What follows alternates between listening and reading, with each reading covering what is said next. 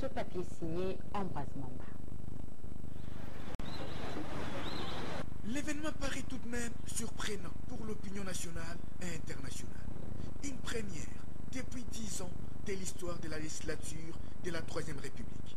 À chaque présentation des projets de loi budgétaire, la majorité parlementaire s'est toujours battue bec et ongle pour sauver son gouvernement.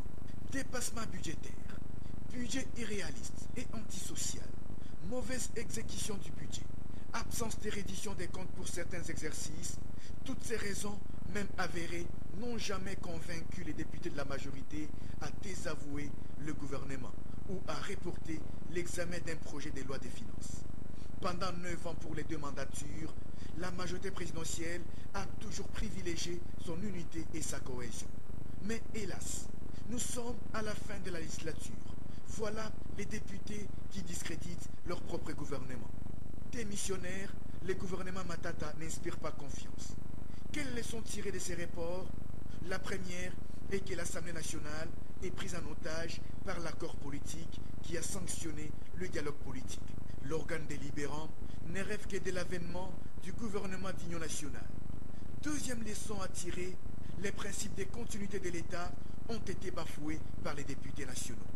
Au-delà des raisons avancées par la représentation nationale, certains observateurs avisés voient la préparation d'une difficulté pour le gouvernement d'union nationale.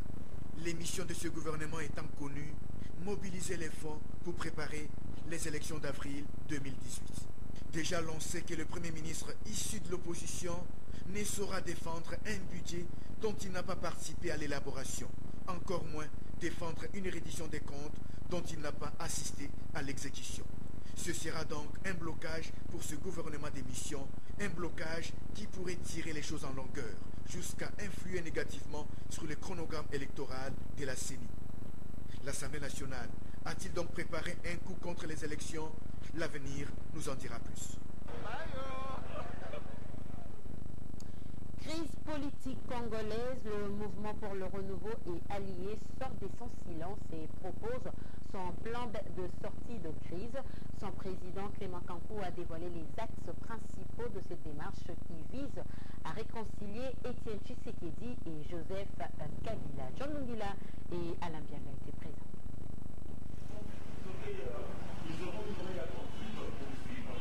C'est peut-être l'une des voies royales pour concilier d'une part la classe politique signataire de l'accord politique de la Cité de l'Union africaine et d'autre part le rassemblement de forces politiques et sociales acquises au changement d'Étienne Tshisekedi. Clément Kankou en est convaincu à travers son plan de sortie de crise dévoilé ces jours. Le constat, c'est qu'il y a eu aujourd'hui de la façon la plus claire une bipolarisation de l'espace politique. Et cette bipolarisation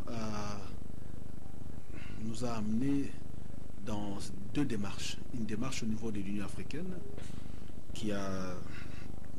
où on a tenu un dialogue avec ses conclusions, et une autre démarche au niveau de rassemblement à Limité où on a tenu un conclave avec des résolutions. Nous avons donc pensé qu'il fallait confronter les 2 thèses. Le président du mouvement pour le renouveau et allié se veut rassurant, voire confiant, quant à la pertinence de son plan de sortie des crises, lequel tient compte de tous les paramètres de la crise congolaise. Dans notre plan de sortie des crises, vous le verrez que nous l'avons dit, cela peut se faire très rapidement dans la mesure où les gens ont déjà annoncé leurs prétentions. Il n'y a plus à inventer la roue parce que chacun de nous sait ce que nous voulons. Il y a ceux qui ont dit qu'il faut aller jusqu'en 2018 et ceux qui ont dit qu'il faut un régime spécial et ceux qui disent qu'il faut que ça se passe au mois de décembre, dans un mois, et la communauté internationale qui exige que ça se passe en 2017, du moins du côté européen et américain, et d'autres qui disent qu'ils peuvent aller jusqu'en 2018, vous l'avez suivi avec ce qui s'est passé à Luanda. Donc nous avons tout ça ensemble.